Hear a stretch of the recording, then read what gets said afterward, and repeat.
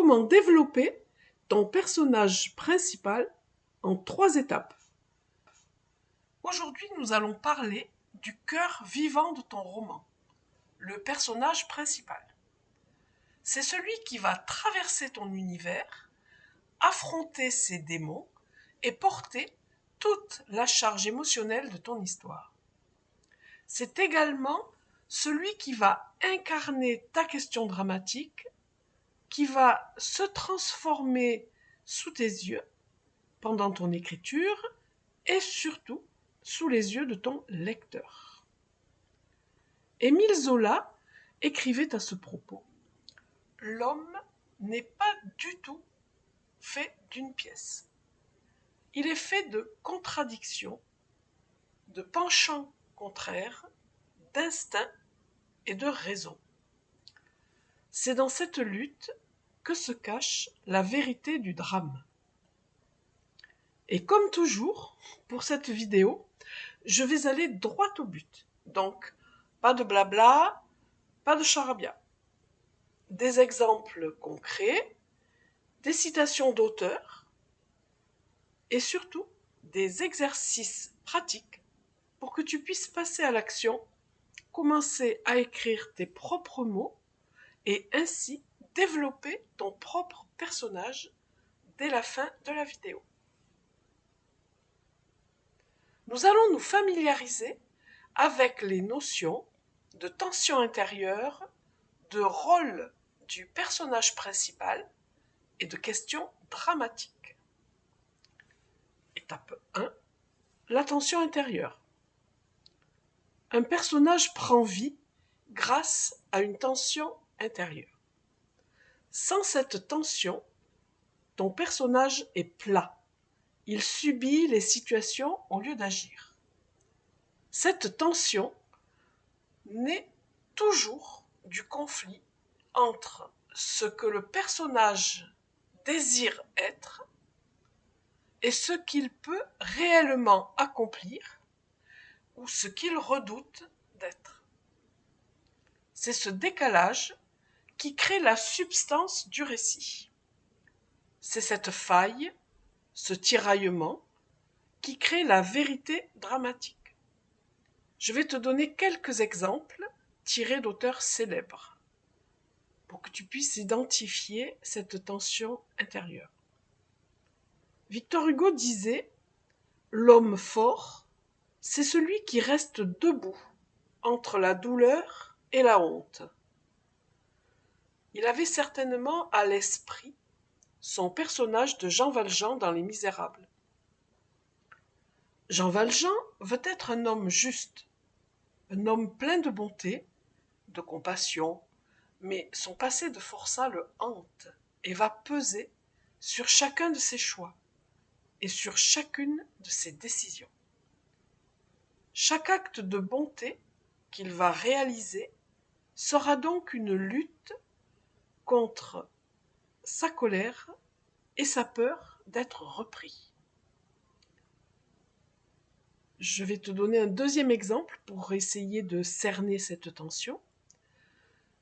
Dans le roman Crime et Châtiment, Fiodor Dostoïevski fait dire à son personnage: ce n'est pas le crime qui m'effraie, c'est le remords que j'en éprouve. En fait, Raskolnikov pense pouvoir tuer pour prouver sa supériorité morale. Mais il découvre que sa conscience est plus forte que son idéologie. Raskolnikov se croit au-dessus des lois et sa culpabilité devient son enfer. Un troisième exemple. Jane Austen disait: les passions sont les seuls orateurs qui persuadent toujours. En effet, dans son roman Orgueil et préjugés, son personnage, Elizabeth Bennet, aspire à aimer librement, mais son orgueil et ses préjugés l'empêchent de reconnaître la sincérité de Darcy.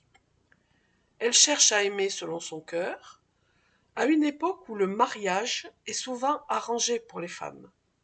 Et son orgueil va brouiller son jugement vis-à-vis de Darcy. On voit bien à travers ces 3 exemples que la tension intérieure, c'est le cœur battant du personnage. C'est cette force qui le pousse à se débattre entre 2 vérités qui lui sont inconciliables. Et maintenant, après la théorie, on va passer à la pratique, avec des exercices que je vais mettre à ta disposition dans un PDF et que tu trouveras dans la description sous cette vidéo. Exercice 1. Identifier la tension. Pour identifier cette tension, tu vas écrire en 1 ou 2 phrases la tension intérieure qui traverse ton personnage. Pour cela, je te propose d'utiliser l'exercice du miroir brisé. Tu imagines une scène en 2 ou 3 phrases seulement, où ton personnage agit à l'opposé de ce qu'il croit être. Et tu décris le moment où il comprend ce décalage.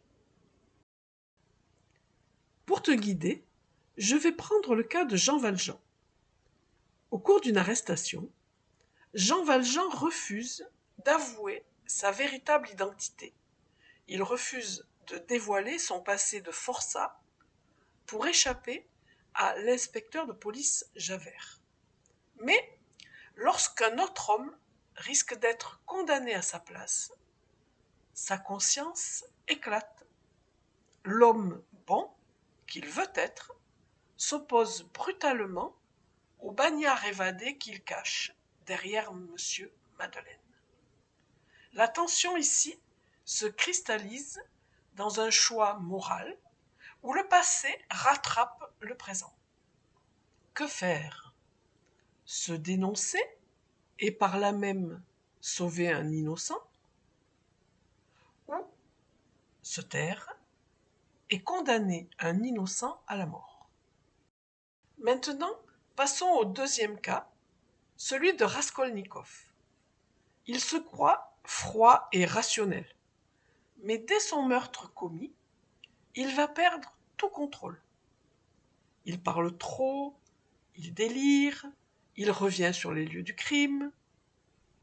Ce contraste révèle en fait que l'homme rationnel dissimule derrière lui un être terrifié par sa propre monstruosité.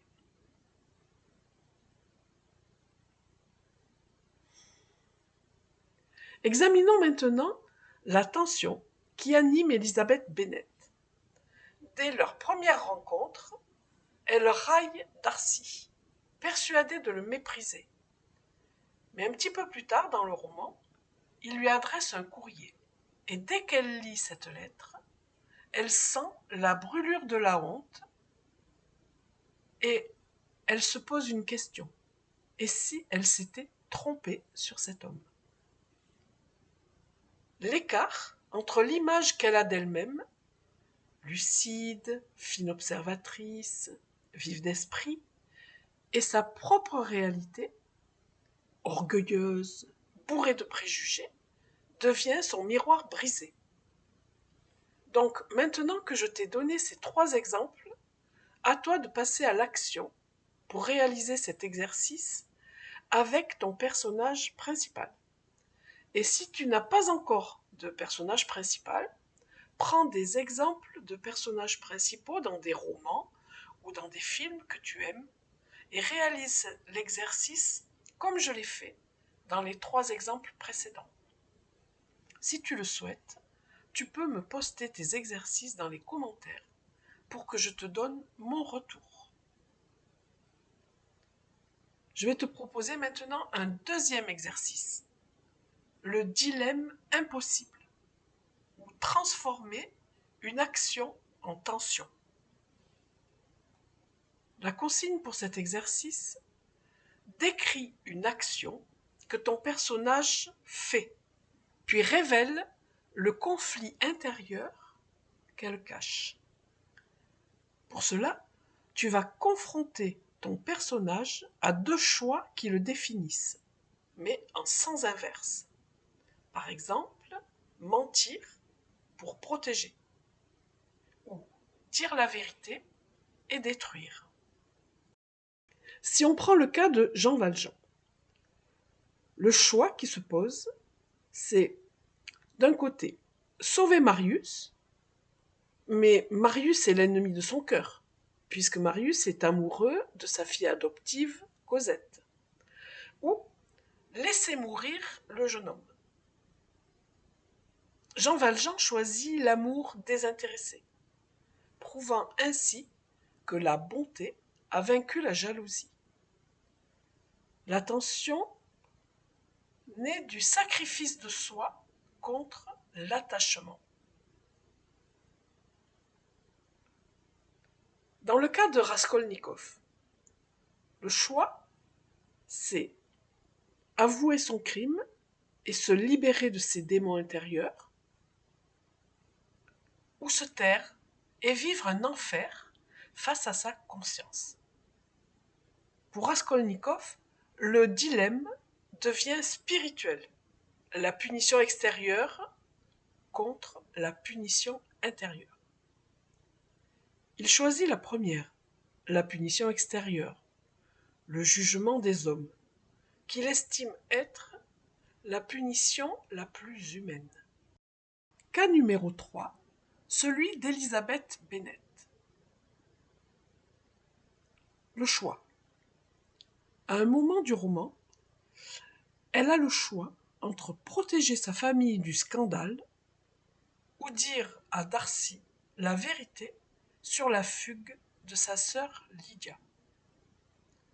Elle choisit d'agir selon la sincérité à ses valeurs, et non selon sa fierté. Et c'est à ce moment que l'on se rend compte que ce choix engendre la métamorphose de son jugement. Troisième exercice, la voix intérieure. Il s'agit de faire dialoguer ton personnage avec sa propre conscience. Deux voix, deux vérités.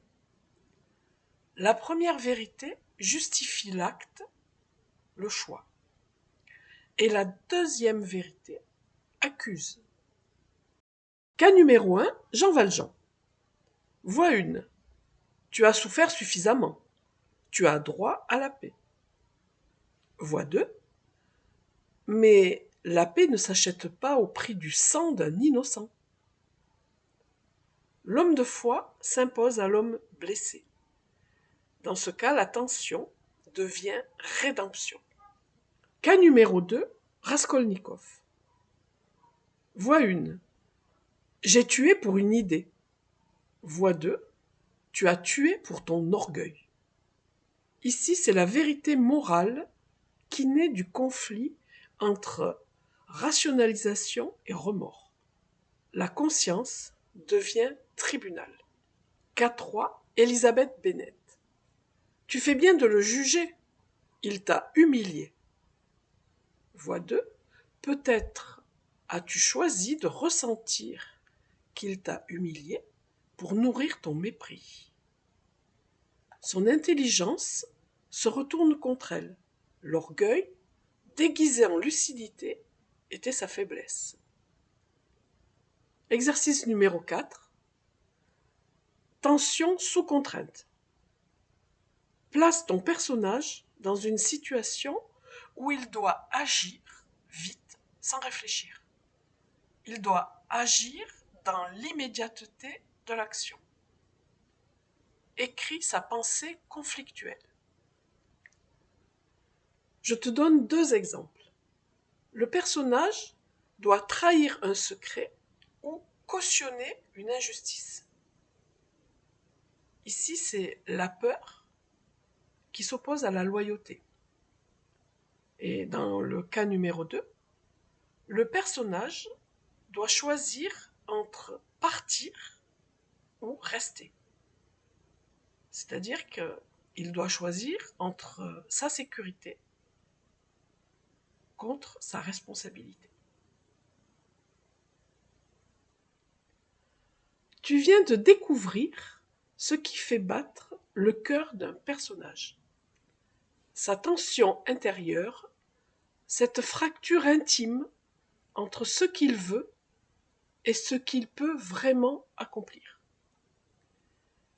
Cette interrogation universelle à laquelle toute histoire cherche une réponse.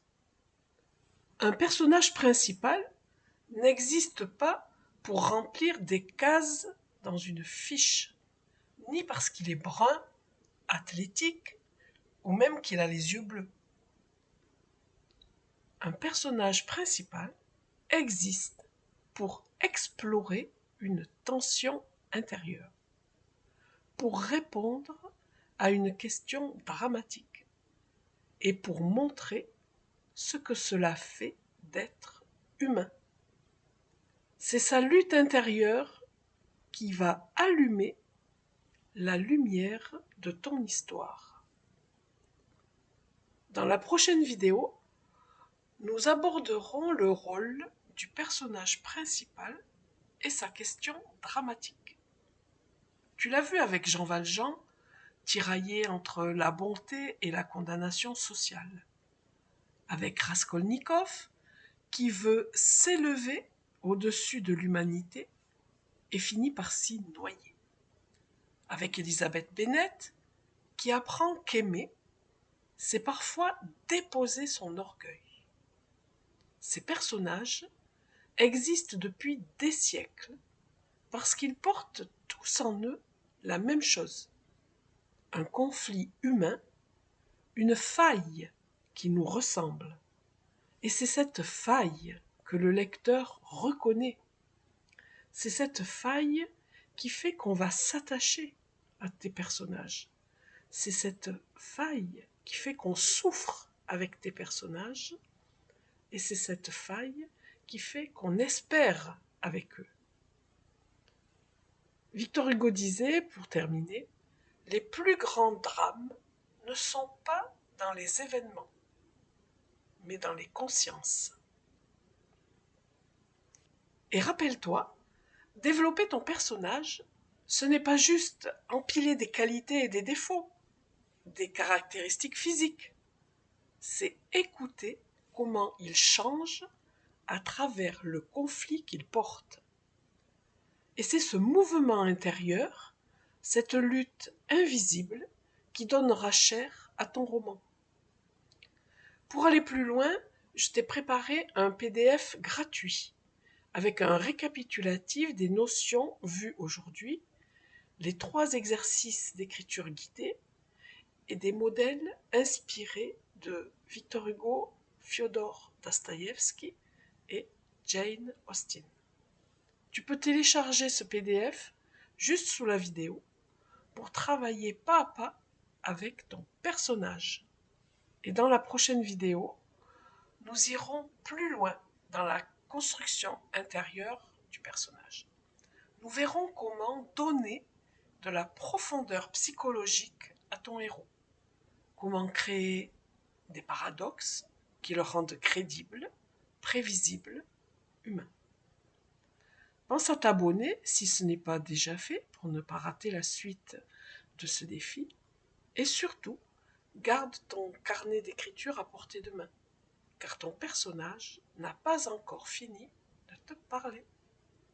Alors bonne écriture et à bientôt!